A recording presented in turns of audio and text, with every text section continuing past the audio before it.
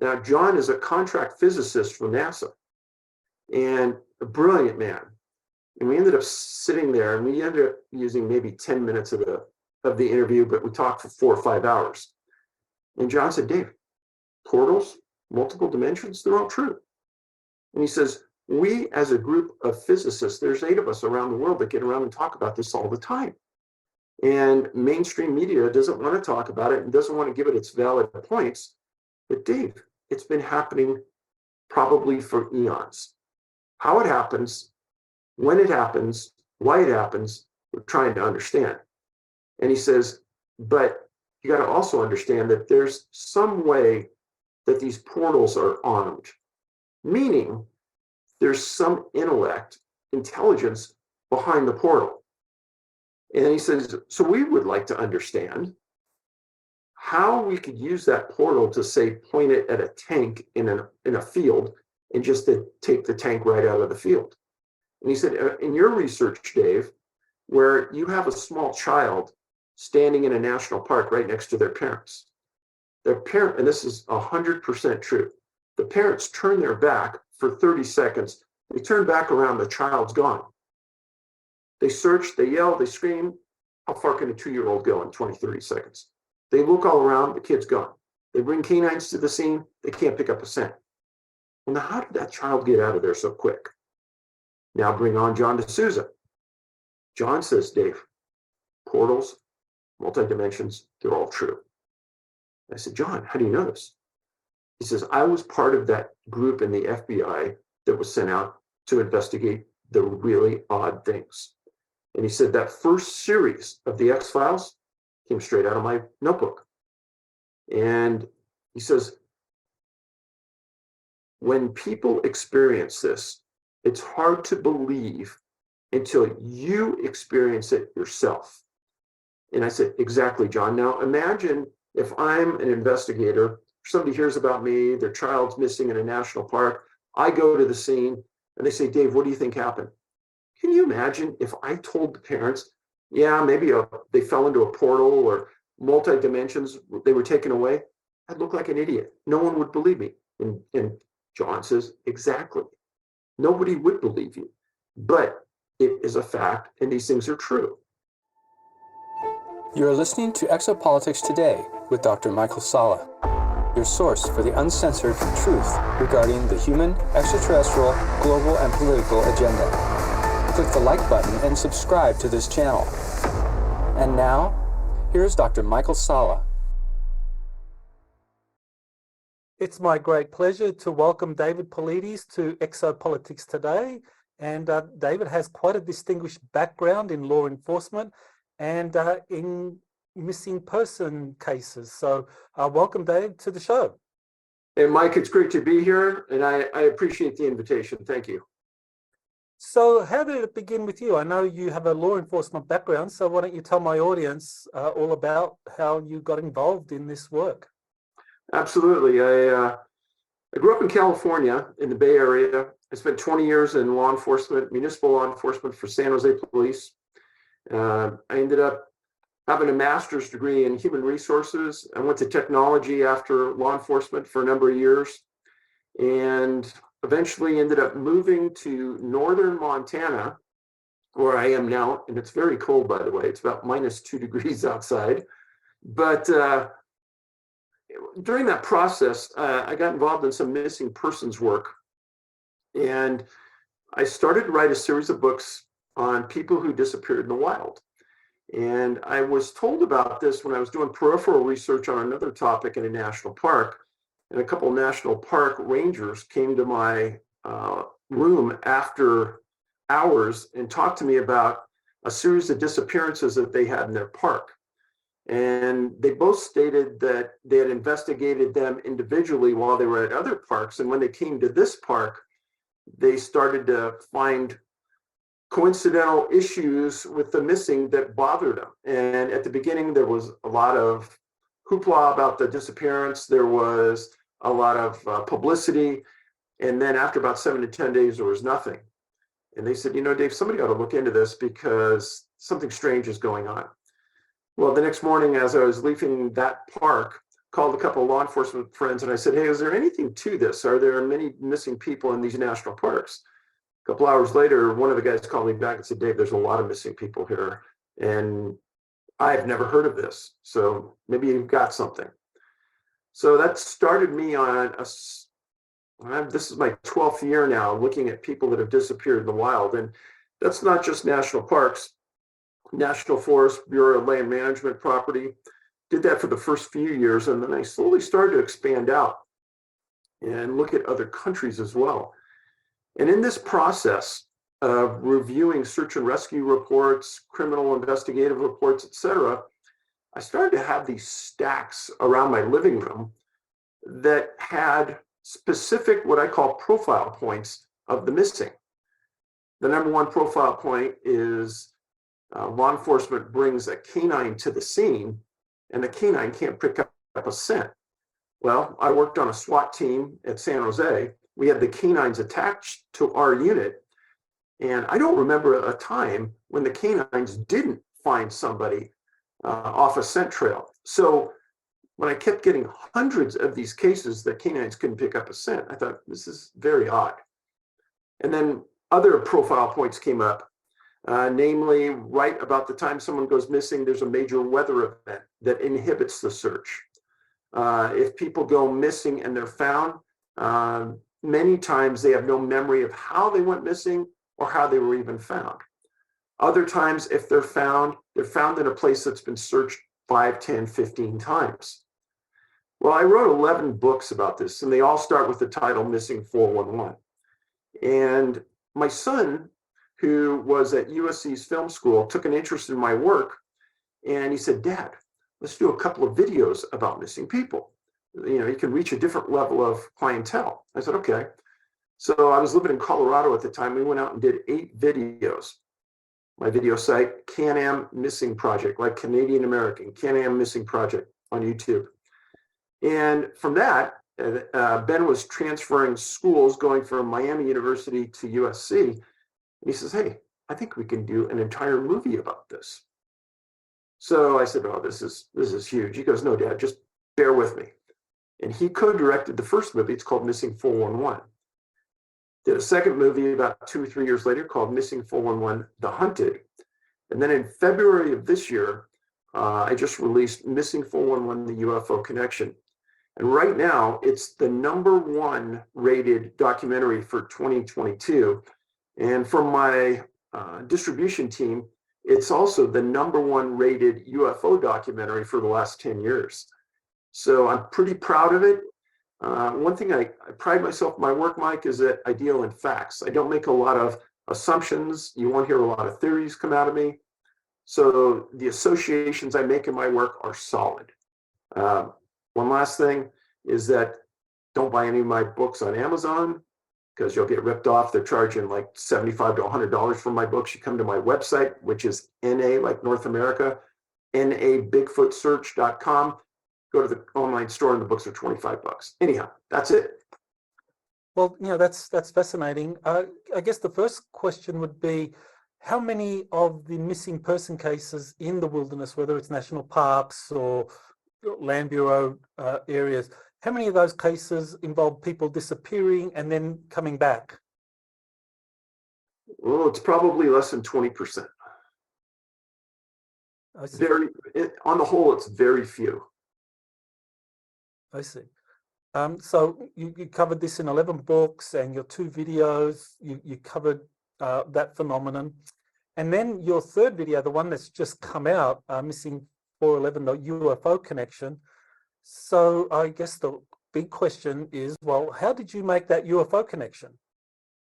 So just for clarity, on our YouTube channel, I have 450 videos, and this is our 3rd documentary. It's got worldwide release on it, so it's huge. How I made that, it wasn't a planned event. A lot of times with the documentaries, we write a storyline of what we think is going to happen, and then midstream, something happens, and we get detoured. On this documentary, I've told this at lectures before, it almost felt as though I was getting led by my nose down a line that I'd never believed in. And I realized from the beginning that when the canines couldn't pick up a scent, there was something highly unusual going on. And I didn't quite understand what. And a series of law enforcement contacts that we interviewed several deputy sheriffs in the movie, they started to point to things that were unusual. The first thing is that in this one part of Wyoming that we highlight in the movie, everybody who disappeared was of German descent. And it wasn't as though that there was a great conglomeration of Germans in this specific area of Wyoming. These are people that came from different parts of the country to hunt, and they were German. And oddly enough, they disappeared. And in one of my books, I wrote about a series of physicists who disappeared around the world. And every one of the physicists were German. And I put our team on it for 6 months to try to find one case of just one physicist who disappeared who wasn't German. I couldn't find it.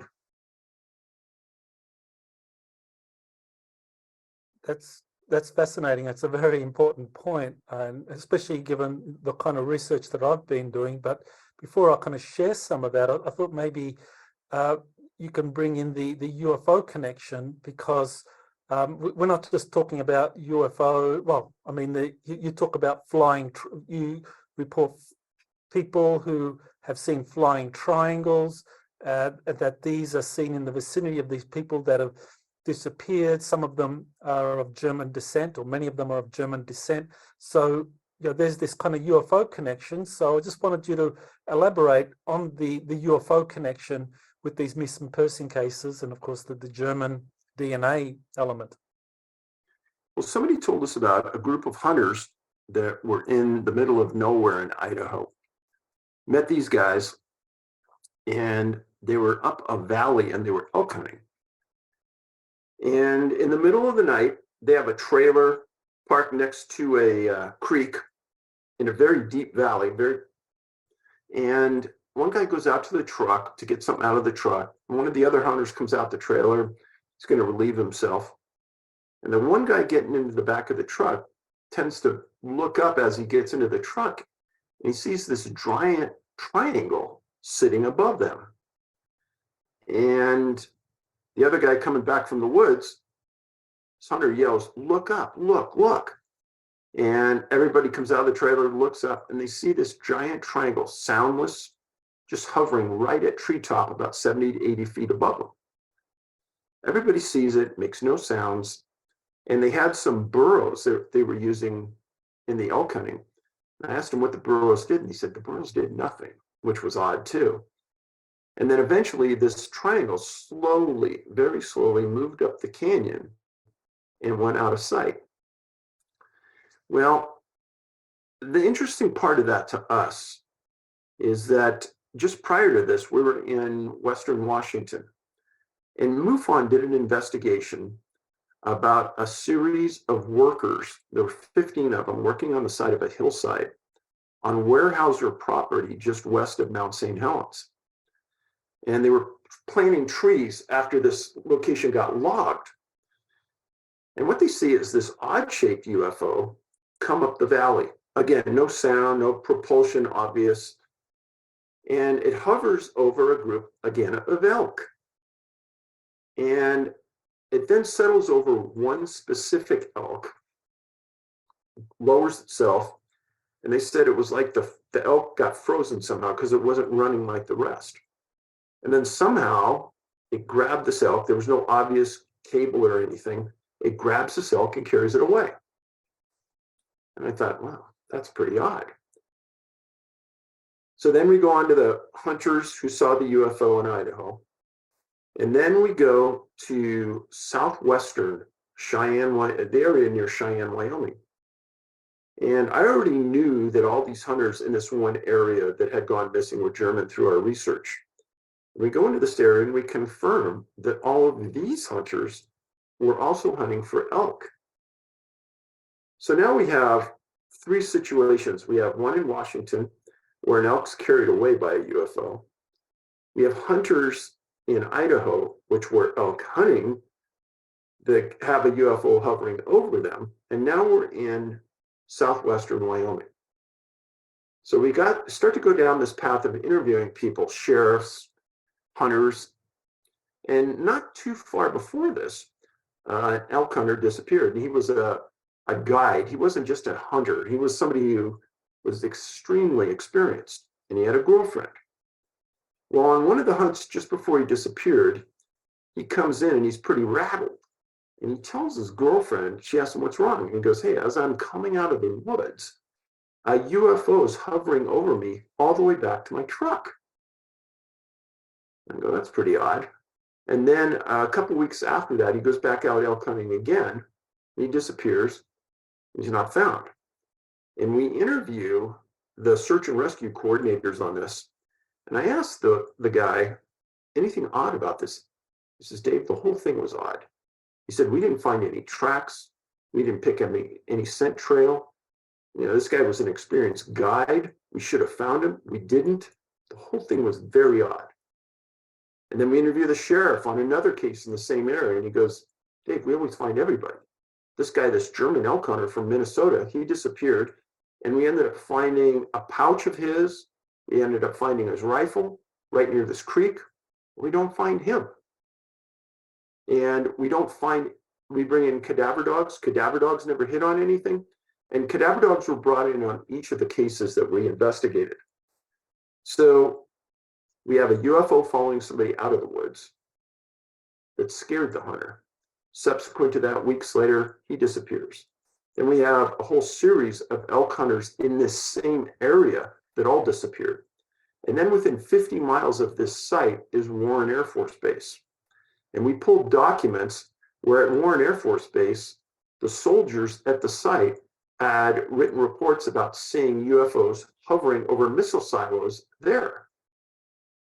So the associations I make are not happenstance. They're very solid, here to there, point-to-point facts. Now, of course, when it comes to what the UFOs are, I mean, that's where we get into, I guess, speculation or kind of like people giving reports. I for example, one person that comes to mind is a former employee at Area 51, Edgar Fouché, who talked about the TR-3B, a flying triangle that operated out of this S4 area at Area 51. And Fouché said that these became operational in the late 1980s and early 1990s. And so we know that at least some of these UFOs belong to this, well, I guess you'd call it a reverse engineering program, or at least advanced technology aerospace programs operating out of areas like S4, Area 51. So the question is, why would they be needing German genetic people? Well, your point's a good one about the TR-3B, because you can go online right now and look at the movie poster for us, Missing 411, the UFO connection. And that design of the TR-3B that you can see looks just like the movie poster UFO that was hovering over the hunters in Idaho. And those guys did a hand drawing, and off that hand drawing, we did the movie poster of that. So I think your point is very valid on that. But more interestingly, in that same spot in Wyoming that I was talking about, in 1967, a man named Carl went hunting alone for the first time ever. He always hunted with his wife. And as he's out hunting, he lines up on a series of elk. And he's lined up, ready to shoot, shoots. And he said, David, it was like almost slow motion. He said, I could see the bullet come out of the gun, hit something, bullet dropped. And he said, the elk never moved. I went down, I picked up my bullet, lined up again, and somebody, it was some type of human type entity, walks up to him and makes mind contact with him and starts talking to him. The next thing he knows, he's on a craft. And this craft takes him supposedly to a different location. And he says he can see out the windows, and he thought it was Earth zipping away out into the distance. He gets to this new location, and he's walked behind this giant screen. And the entities tell him, "You're not what we need. We're sending you back." And Carl says, "What do you mean?" He goes, "That's okay. You're just going to go back." And I asked him, "What do you think they meant?" And Carl says, "I think they didn't want me because I had a vasectomy." And now here's the point to my research that's super important. Carl says he wakes up falling, hitting the ground, and rolling down a hill. I can't tell you, Mike, how many cases I have where people have been found where they've been dropped into locations that make no sense at all, where you and I would never go on a hike, but they were dropped indiscriminately and died from the fall. And one of the things I talked to Carl about is it seems like they didn't really care much about you. If they dropped you at distance, he goes, "Dave, I hurt my shoulder bad." And when I was eventually found, I was taken to a hospital and I was evaluated, and I had tuberculosis scars on me. My doctor met me at the hospital, and all those scars were gone. Subsequent to that, Carl went through 3 different polygraph tests by 3 different law enforcement agencies, passed every one, was interviewed by a psychologist for the University of Wyoming multiple times. The person said that they thought Carl was telling the truth. This was a case in the 60s that fits exactly with the rest of the cases in that Wyoming sector. That is fascinating that he saw someone, now we don't know who it is, a figure in black, because immediately what that brought to mind was the famous Betty and Barney Hill case. And one of the earliest reports by Barney Hill when they were taken on that craft was that he said he saw a person in a Nazi uniform, but he didn't believe it. And so when the psychiatrist, I think it was Benjamin Fuller, when he was interviewed, he kind of rationalized it away. Well, it couldn't have been a Nazi on that craft. I had to be imagining that. But yeah, I just wanted to kind of raise that because here you have later in the 60s, someone being taken on one of these craft. Again, you have someone in a kind of black uniform. Well, and Carl did say that when he was on this planet, per se, he also saw other people dressed sort of like us that seemed to be there. And he said, "No, I didn't talk to them," but he said, "Dave, they looked like us. They kind of were dressed like us."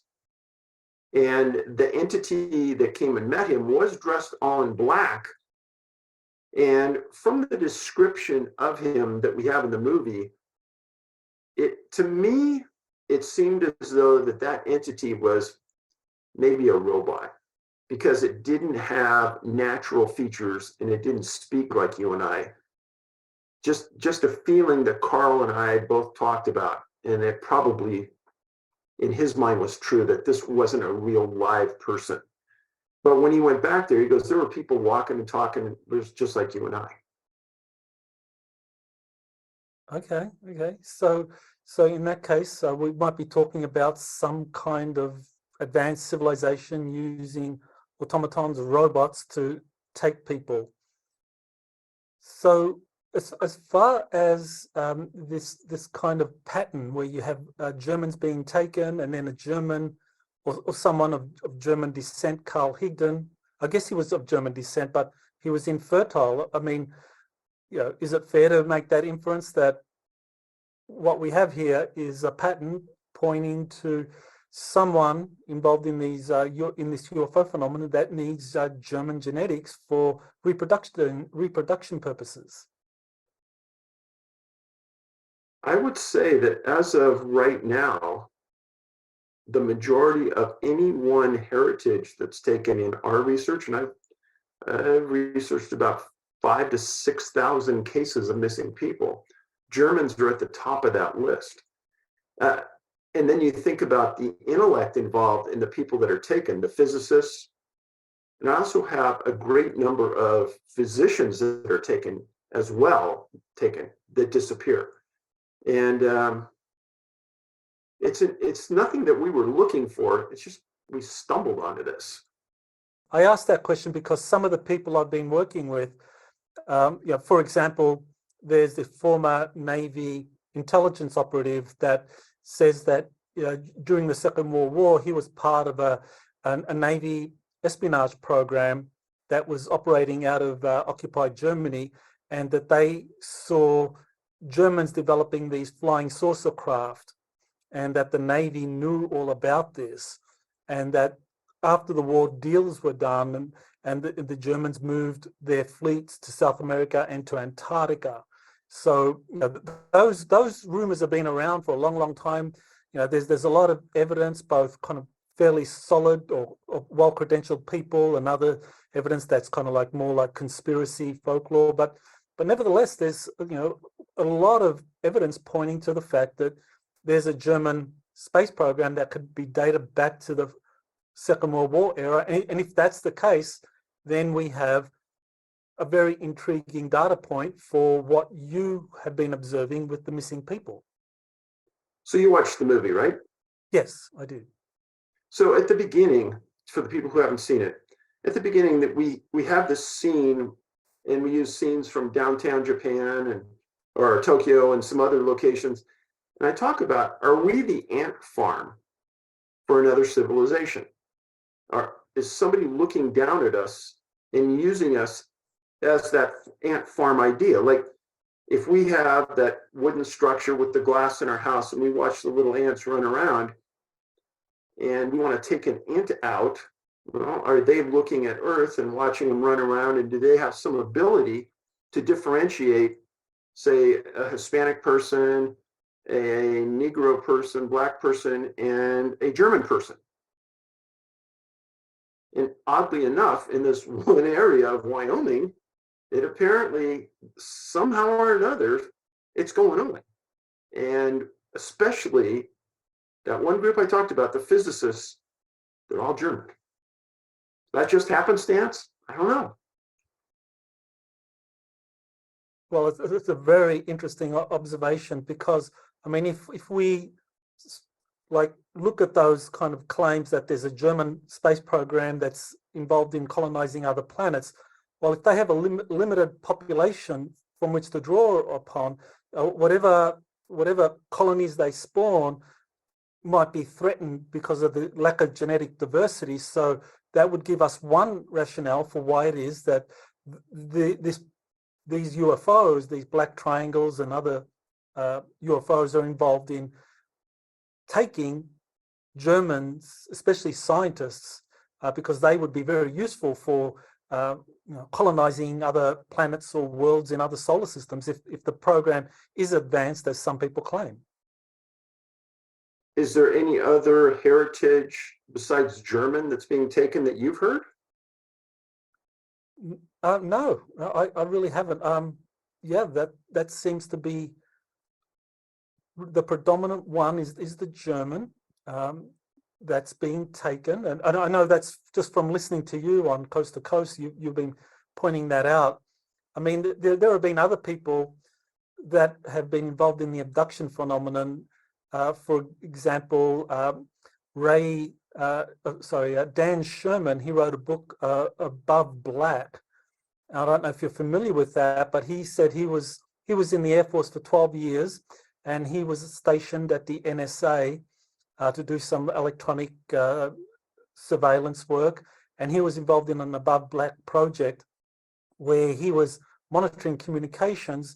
Eventually, that kind of really disturbed him, that these were communications, and he was trained for the job, that these were communications between a group of what he described as grey extraterrestrials and NSA authorities, and they were reporting on people being abducted. They were giving reports, but there wasn't any kind of description of racial categories or anything like that. It was just sheer numbers of people being abducted, and he thought that this this was evidence of a kind of agreement that had been reached between the aliens and US authorities. And he said he was so disgusted when he realized what was going on that he arranged for himself to be discharged from his position. in the first documentary we did, it's just called Missing 411. You can watch it on Amazon. We brought in Les Stroud, a man, survivor man, many people know him. And Les and I had worked together in the past on some of his projects. He said, Dave, if I can ever help you, bring me into your work and we'll do it.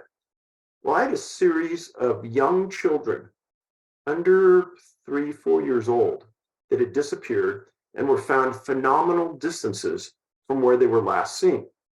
And anyone who's a parent knows that a little 2-year-old isn't going to go a long ways in the woods.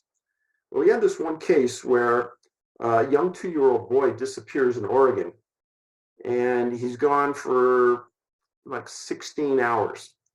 And then he's found 12 miles away over 2 mountain ranges, over barbed wire fences, face down in a snowfield, still alive. Unbelievably, we found this person later in life. He was like 55, 60 now. And we talked to him about what happened. Well, we knew the point he was last seen at his house right before dinner and the point he was found at. So we brought Les in and we said, hey, we want you to recreate the path that this boy took. So he went with a film crew, went through the woods, and he said, Dave, the first point is that it might be 12 miles the way the crow flies, but you could double or triple that because people don't walk the way the crow flies. They take a roundabout way to another location. At about midnight, Les stops the crew and goes, we're stopping right here. We're going to walk off a cliff. Someone's going to get killed. This is ridiculous. This boy did not do this. And in talking to that man today, he said, obviously, I have no real recollection, but I could tell you what my mom said. And he walked out on the set with the clothes he was wearing at the time that his mom kept. And he said, my mom just said, God was watching you because there was no way you made that journey alone. And they lived in the middle of nowhere in Eastern Oregon. There wasn't even a neighbor nearby. So it's not like somebody came by and kidnapped him. There had to be something going on. And the reason we did a series of young kid cases in that first movie was to make it easy to understand for the people. I never said it, but there obviously was something else involved. These young kids can't travel these great distances in that time frame. And so that was the transition for us, going from the first movie, Missing 411, to the second movie, Missing 411, The Hunted, to this last one, The UFO Connection.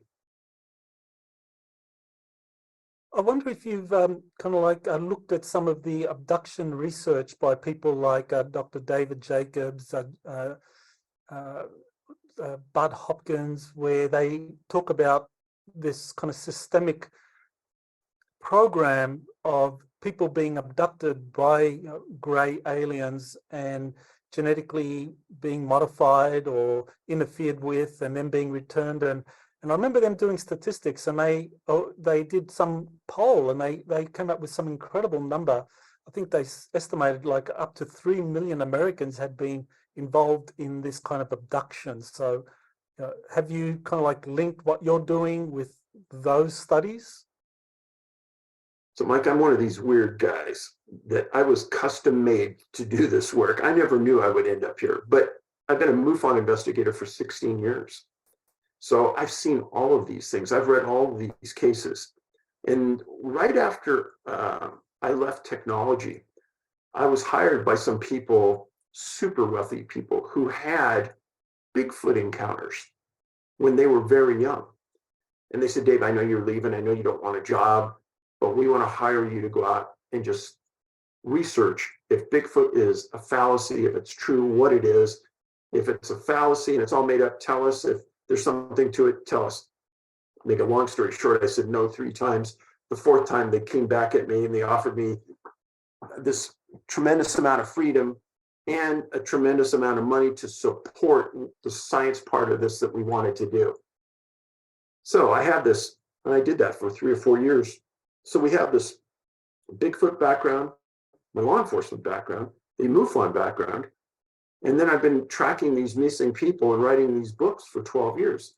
So I'm really one of these unusually balanced people on a multitude of grounds to do research.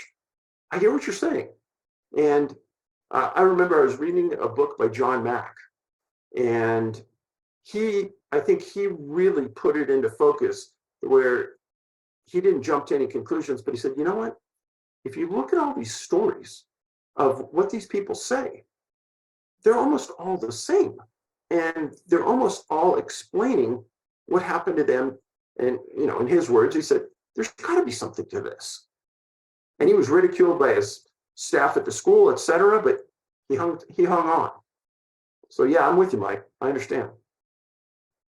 Well, another explanation that is worth looking at, I know you interviewed John D'Souza, former FBI agent, 25 years, and he talked about his kind of work within the FBI looking at these X-Files cases, and he talked about parallel dimensions. And so you want to explain what John D'Souza's theory was? So take a step back a little bit. I did a show for the History Channel called Vanished, and I was one of the executive producers. So I wrote the storyline for it. And part of that was them flying me to Wisconsin, where I met with a physicist named John Brandenburg. Now, John is a contract physicist for NASA and a brilliant man. And we ended up sitting there, and we ended up using maybe 10 minutes of the interview, but we talked for 4 or 5 hours. And John said, Dave, portals, multiple dimensions, they're all true. And he says, we as a group of physicists, there's 8 of us around the world that get around and talk about this all the time. And mainstream media doesn't want to talk about it and doesn't want to give it its valid points. But Dave, it's been happening probably for eons. How it happens, when it happens, why it happens, we're trying to understand. And he says, but you got to also understand that there's some way that these portals are armed, meaning there's some intellect, intelligence behind the portal. And he says, so we would like to understand how we could use that portal to, say, point it at a tank in a field and just to take the tank right out of the field. And he said, in your research, Dave, where you have a small child standing in a national park right next to their parents, and this is 100% true, the parents turn their back for 30 seconds. They turn back around, the child's gone. They search, they yell, they scream. How far can a 2-year-old go in 20, 30 seconds? They look all around, the kid's gone. They bring canines to the scene, they can't pick up a scent. Well, now how did that child get out of there so quick? Now bring on John D'Souza. John says, Dave, portals, multi-dimensions, they're all true. I said, John, how do you know this? He says, I was part of that group in the FBI that was sent out to investigate the really odd things. And he said that first series of the X-Files came straight out of my notebook. And he says, when people experience this, it's hard to believe until you experience it yourself. And I said, exactly, John. Now imagine if I'm an investigator, somebody hears about me, their child's missing in a national park, I go to the scene and they say, Dave, what do you think happened? Can you imagine if I told the parents, yeah, maybe they fell into a portal or multi-dimensions, they were taken away? I'd look like an idiot. No one would believe me. And John says, exactly. Nobody would believe you. But it is a fact, and these things are true. So now I have a world-renowned physicist, John Brandenburg. I have a retired FBI agent, John D'Souza, both telling me almost the exact same things. It's bizarre, John, or Mike. It is really bizarre.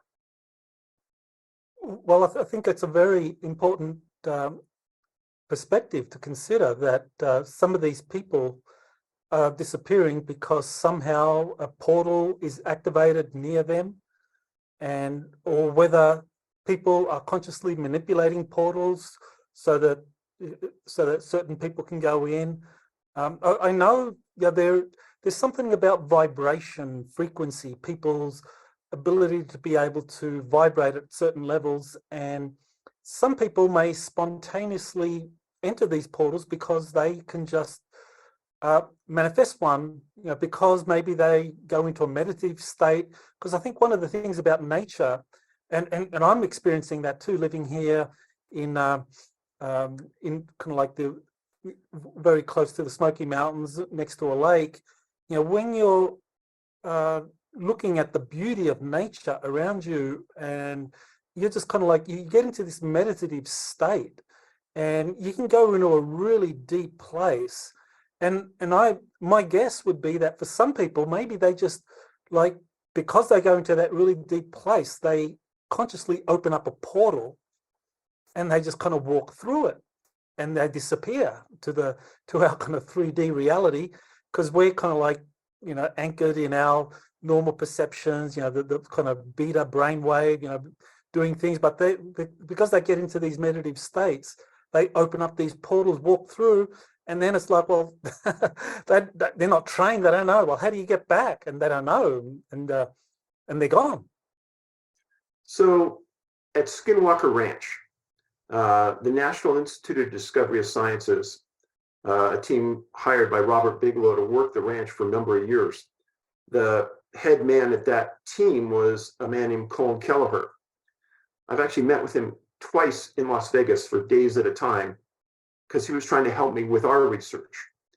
One of the things that they talked about is that they had a team of physicists on the ranch, and they described it as almost like a window frame appear above a meadow at the ranch, off the ground.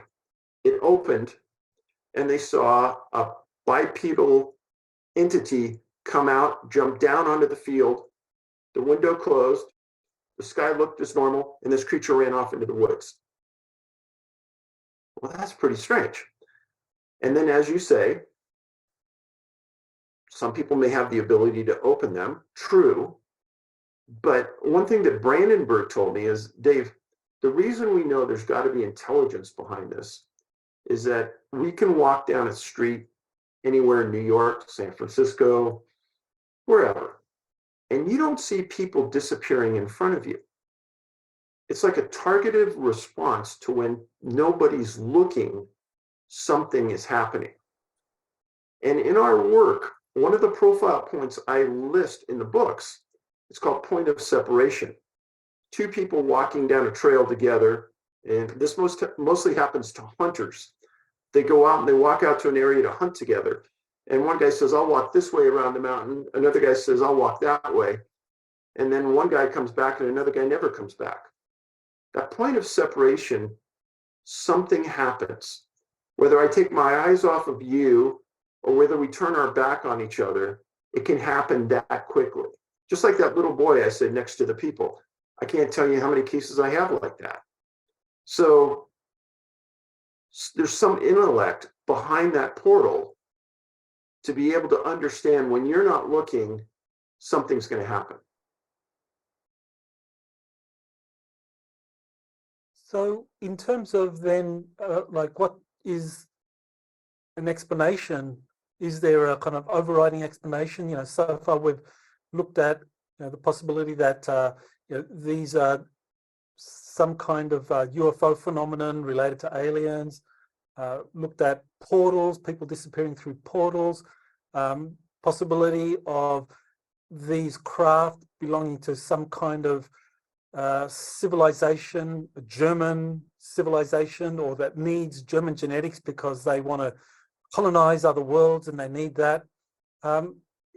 Would they, but those are three explanations. Are there others that people need to know of? Well, here's a good explanation or a good story for one of those.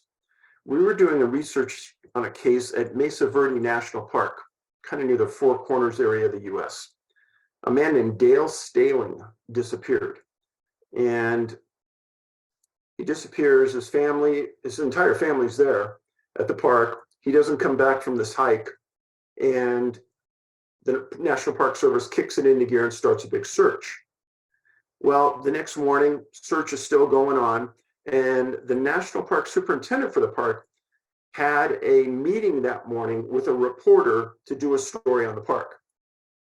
The reporter gets there, doesn't even know anyone's disappeared. But the chief ranger says, hey, superintendent's really busy. We've got an emergency going on at the park. Come back in 2 hours. Go take a hike around the trail and come back. So she does. She goes and takes this hike. About 2 hours, about 2 miles out from the park headquarters on this trail, she stops and she hears this person calling for help. And she tries to call back and the person doesn't respond other than the same, hey, I'm here, help me. You know, nothing specific to that woman, but just to help me, I need help. So the woman gets really scared. She literally runs the 2 miles back to park headquarters, runs into the park's offices and says, hey, and reports exactly what I say. The chief ranger and the superintendent turn white and they look at each other and say, that's the same location late last night. Somebody else reported somebody calling for help. We sent 25 people out to the area with canines. We never found anything. And then the superintendent looks at the woman and goes, yeah, and that's the area where we're looking for a missing person. Now, in the movie, in the Vanish show that I did for Discovery Channel, Prometheus Entertainment did not want to put this on the show because they thought it made the Park Service look bad. I tried to explain to them, this doesn't make them look bad. What if this person is either trapped in another dimension or trapped in a portal, can't get out, can't see, and is calling for help, yet can still be heard? And this is exactly what we asked Brandenburg. And he says, Dave, that's an exact scenario. That's it. We don't understand why they can't be in that position, but maybe they didn't know they were going in and they don't understand how to get out. Now, make a long story short, years later, after Dale disappeared, he's found leaning against a tree, long deceased, in an area that had been searched about 20 times. Nobody could understood why he was in that position and how they missed him. Fascinating. So one of the things that you talk about in the documentary is the underwater connection, or that there are lakes or large bodies of water in the vicinity of these people that are disappearing. So that kind of brings up another possibility. Beings with underground or bases underwater somehow involved in this? Great point. Again, this was something that we never thought we'd find. I'm big on maps. And when I worked on task forces as a policeman, we would always map the locations in the city where crimes would occur. And we always knew that a serial bank robber or serial rapist would never commit a crime in their own neighborhood for a variety of obvious reasons. So we would always map it. Well, when I started to do missing persons cases and I started to get hundreds across the US and Canada, I had a huge map on my wall and I was putting little pins in where these cases went. And we ended up making a map of the United States and Southern Canada of all of these cases and 64 clusters of missing people.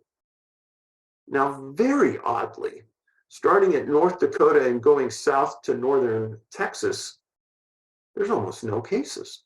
Right through the heart of America, north to south. Very strange. It didn't make any sense to us. I had a team, we worked on this for 8 years, and then suddenly we get a call from someone from the US Geological Survey. And they said, Dave, have you ever looked at the Ogallala Aquifer? I said, I don't even know what that is. And they go get it up on a map, lay it over your map, and just look at it. And son of a gun, over that area of the US where there's nobody missing, that's almost an exact fit for the Ogallala Aquifer. Now, that could be happenstance too, but in this movie, a huge bombshell dropped on us. We were in the city attorney's office in Rock Springs, Wyoming, talking to the city attorney about a retired teacher, German teacher, that disappeared hunting. And he was also the regional director for MUFON, Wyoming.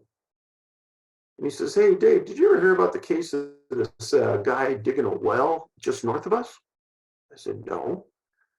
And he says, "Yeah, about 25 years ago, this guy bought this piece of property, and what he needed was water, but he couldn't find any. And about 2 or 3 years into his time on this rural piece of land, he started to have these saucers flying over his property." He says this guy was rock solid, salt of the earth type of man, just a farmer, rancher trying to make a living. He says, and then they landed and they started to talk to him. And they walked him over to a spot on his property and they said, "Dig here. You're going to find your water." So he had some geologists come out and they said, "No, there's no water here. Don't even do it." Then he said, "Okay, I'll have some drillers come out. I'm going to just drill it. I don't care what anybody says. I'm going to believe what the aliens said. We're going to drill." Drillers come out and they say, "No, we're not going to waste your money. There's nothing here. We know there's nothing here." So he ends up buying an old US tank that had a mechanism in it that he refurbished and made into his own drill. 130 feet down, he hits a gusher. Huge amounts of water. Now, what is that? That is an offshoot of the Ogallala Aquifer. I think it's stunning. I think it's a very small arm of the aquifer. Now you have to ask yourself, why would those, I don't know what they are, aliens, creatures of Earth, I don't know what they are, but why would they tell this man to drill right there? I mean, that is fascinating. What was their motivation for doing that? Very interesting. I Now, know just we had a lot of talks about this, and just a lot of people with MUFON backgrounds and such, and a lot of people came up with some interesting thoughts. One of them was maybe they needed an entry-exit point in that part of Wyoming because of all their own activity in Wyoming. I don't know, but I'll just throw it out. well, water naturally is essential for life, and any population needs water. Now, if you have underground populations or kind of facilities underground, you would probably know a lot about the natural aquifer system and water tables, and you would know a lot about that. So maybe the occupants of that craft telling that that person about how, where to drill to find the aquifer, maybe they were just doing him a favor because they knew it so well. It didn't mean anything to them. But yeah, maybe that's just suggestive of there's so much under the ground, and there are civilizations there that interact with us, but in ways that have to be kept secret because surface humanity isn't ready for that yet. So one of the things that people always ask, they say, "Well, Dave, what's with this southwest or southeast corner of Wyoming? Why would all of this interest be there?" Interestingly, the elk that was abducted in Washington, after it was abducted, the owners of that property contacted the Washington Fish and Game, and they told the owners that there was a high prevalence of chronic wasting disease in the elk and the deer in that area. Now, chronic wasting disease is 100% deadly. It's a prion disease. And mad cow disease in Europe was also a prion disease that attacked cows. And back in the day, the people said, "Oh, it'll never cross from cows to humans, so don't worry." Well, we all know now that it did cross over and it killed hundreds of people. They ended up killing like 30 million cows in Europe because of mad cow disease. Well, back in 1967, 68, the University of Colorado at Fort Collins was doing a study on chronic wasting disease at a facility. And supposedly, some of these elk and deer got loose. And that's ground zero for chronic wasting disease in the United States. Most people have never even heard about this. It's in 20 plus states. And right now, almost every county in Wyoming has chronic wasting disease. If a deer, elk, moose, caribou gets it, they're dead. It can be spread through the urine. It's a horrible disease, and not one Fish and Game Commission has a handle on how to stop it. And again, that's southeast corner of Wyoming, ground zero. It's super prevalent. So the thought pattern that several people have stated to me is that, Dave, well, obviously they're trying to monitor our food source at this point. They took that elk from a high population in Washington. And now when Carl Higdon was taken, when he was lined up on the elk, when he got onto the craft, he said that the 3 elk he was lined up on were sitting on the craft when it took him back to their base. And the entity told him that they come down and they take these things every once in a while. So it's something monitoring our food source that we don't understand. Well, that's interesting. I mean, are they just monitoring the elk and our food source, or are they using them for maybe repopulation or as breeding pairs for their needs? Maybe they need to breed them. I guess those are questions. I mean, we can ask those questions, but yeah, that's interesting that they're taking elk as opposed to cattle. And and I guess everyone has heard about the whole cattle mutilation phenomenon and how that's connected to UFOs. Linda Malthouse talked about that quite a lot. But this seems to be something separate, or are they connected? Great questions. The issue I have with them taking breeding pairs is that they're taking, and I can only speak for the areas that I know that they've been taken, is high concentration areas in Washington that have been identified by Washington Fish and Game, and then the highest concentration anywhere in the US of chronic wasting disease in that region of southeast Wyoming. So if they're taking them, they're taking disease. There's a great chance they're taking diseased animals. Well, I mean, I know you mentioned in one of the cases, I think it was the Carl Higdon case, the guy that was infertile, that he had some kind of chronic lung problem. But when he went onto the craft and they did whatever they needed to do, scan him, and then said, well, you're not good for us, we're going to take you back, and they dropped him off wherever.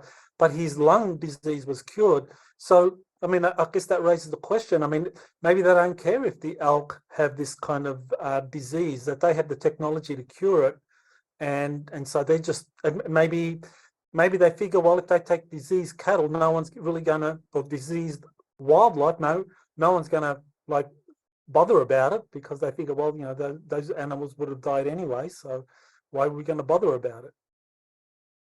Well, you brought up a good point about the cattle mutilations, and we've talked about that here.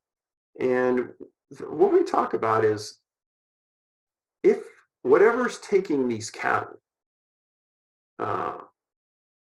can obviously take them under our noses, and people will never even see them because nothing's ever really truly been identified about what's doing this. But why put that mutilated cow right back in the same position? Why not just jettison it into space, put it on the top of a mountain, throw it in the middle of the ocean? What's the message they're trying to send by putting it right back in our backyard?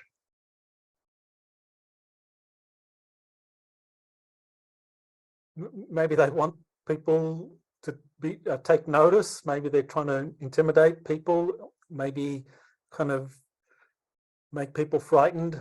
Maybe there's a group out there that definitely want humans to kind of like be concerned about the others. I think those are all valid points. And I think the message of putting it right back is important as why they're taking it. And I wish we understood why. Well, this is probably going a bit dark, but I need to ask it because you're the expert on missing persons. And Linda Moulton Howe says that she also began doing research on mutilated humans that had been taken by UFO and had been mutilated, just like cattle. But she was warned off. She was told by some operative. She says that she was told not to talk about this. So, do you know anything about that? So I've looked at 6,000 cases plus all around the world. And I have never come across a case that of a mutilated human that matches our profile points. There's one case where a 17-year-old German boy disappeared in Malta, and he was found, and there was some type of animal that the government in Malta said ate away at his abdomen and ate away part of his internal organs. And it was pushed by some news agencies that it was organ harvesting or it was mutilation. I don't think so. I read some of the reports, and it appeared to be pretty mundane explanation for what happened. Now, I know that there's reports out of South America that come out that have stated that there's been some mutilated people. Honestly, Mike, in my own personal opinion, that the reports that come out on these things are so incredible that it would take a very good investigative timeline, time frame, and good investigative processes to make me believe that it's still happening. If it ever did happen, I don't know. But in certain parts of the world, as you probably know, investigators aren't real credible. And it's hard for me to wrap my mind around some of these investigations and some of the things I've read. I'm not saying that I wouldn't believe it, because I would believe it if it came from some credible source. I haven't seen it. Mm.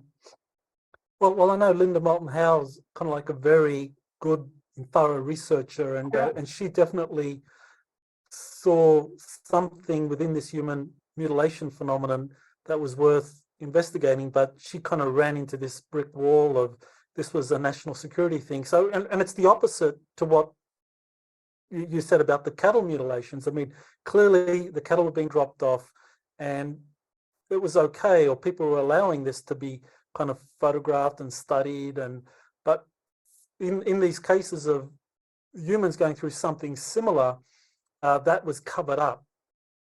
Anyway, that's Linda Moulton Howe's kind of like research from what I know, and I don't want to misquote her, but I recall her saying that this was something that she did find that she had done some research into that. Let me tell your audience, give you some background on deputy sheriffs in rural counties. I don't know if you live in a city or a county, but the counties in the United States the law enforcement is governed by a sheriff's office. The sheriff in those counties is an elected official who doesn't respond to anybody else other than the public, and that's it. They're elected, they don't have to report to anybody. The county manager, nobody, they're like an independent entity. And every time I've gone to a sheriff anywhere in the US and asked for information about a case, bang, quick, yes. Most of the time they'll go on video with me. I've had tons of them in my movies, and they'll tell you the truth. And the truth may be contrary to what mainstream media may want to say, but they will tell you the truth. I've never had a sheriff say, oh, I can't talk about that, or somebody's told me I can't talk about that. It's just the opposite. These men and women that are the sheriffs in these counties, they're the good old souls. They want the truth out there, and they won't be intimidated. That's my experience. Okay, so you've essentially accumulated a lot of data that this phenomenon is happening, not just in the US, around the world. And I guess you're not in the business of kind of like answering all the possible explanations that there are. You're just putting together all the data to say that this is real, this is happening, and people need to take it seriously. So now, are people taking it seriously? Like, I know the US Congress has convened, I guess, 2 task forces now. I mean, there's the what is it? The kind of like all domain anomaly resolution office that's looking at UFO reports that are a national security threat. And of course, now you have this interagency group that's been convened by the Biden administration, headed by Jake Sullivan, to look at these kind of UFOs that have been shut down recently. So is anyone looking at your data? Great question. So 8 years ago, I filed a Freedom of Information Act request against the National Park Service for a list of all of the people who have disappeared on their property. And they stated they don't have a list. Now, Mike, you could go to any sheriff's office anywhere in the United States and ask the sheriff for a list of all the missing people in their jurisdiction. And within 2 hours, he'd have that list on his desk or her desk. Everybody knows you have lists of missing people. Now, the National Park Service has a list of all the movies that have been made on their property online right now. You can go find that. So that must have been important to them. So when they got back to me 4 months later, they said, Mr. Paulides, we know that you are an author, but we're not going to recognize that. We don't have a list. And I said, okay, so what if I was willing to pay for a list? And I asked you to go out and get it. They said that will cost you $1.4 million. Now, subsequent to that, they didn't know this, but a family brought me in. They didn't lie. They just said, he's a friend of the family. And we went into one of these special agents' offices for the National Park Service. There are 6 different regional special agent offices of the National Park Service across the US. A special agent is the detective part of the National Park Service police. Well, this family had a family member disappear. And so they took me in and they said, yeah, he's with us. He's a family friend. They didn't ask me anything. They didn't recognize me either. So I go into this meeting and this special agent says, oh yeah, we have the file. The file's 20 years old. Nobody's looked at it in 20 years. The person was completely obvious. I mean, honest, I respected that. So I got to ask some questions. I said, so how many special agents in this office? He goes, each office has about 6 special agents. And how many cases on missing people does each agent have? Well, it varies between 3 and 20 maybe. Okay. So then I'm thinking, they want to charge me $1.4 million to get a list of names when each special agent at each one of these offices has a desk full of files. How long would it take them to write the name down in each one of those files and give it to the head special agent in the office? Have that head special agent hand it over to the National Park Service superintendent. Mike, if that took a total of 6 hours, I'd be stunned. So I wrote a thing back to the National Park Service and said, I will send you $3,000 for a laptop. And then I'll send you 220 clipboards so they can go into all the national parks that have jurisdiction under you. And you can put this in the communications center so they can write down all of the missing people that come in. And at the end of the year, just send me the list.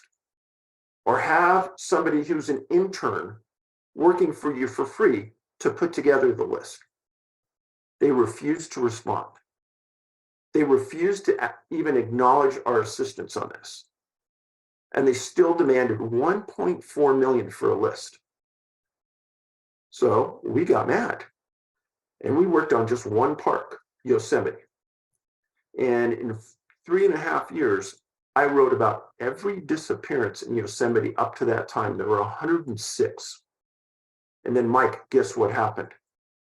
The special agent in charge of Yosemite released a list of all the missing people in Yosemite. And that's when we knew we had our data right on that one park. The only park that has released a list of missing people. So do I think the National Park Service is hiding something? 100%. Mm-hmm. Well, this takes me to something that I've heard from a number of people that I've been kind of working with, interviewing, and they talk about human trafficking in space, that humans are genetically considered to be a precious commodity, and that many extraterrestrial civilizations are willing to barter, hand over advanced technology to government authorities for breeding pairs of humans.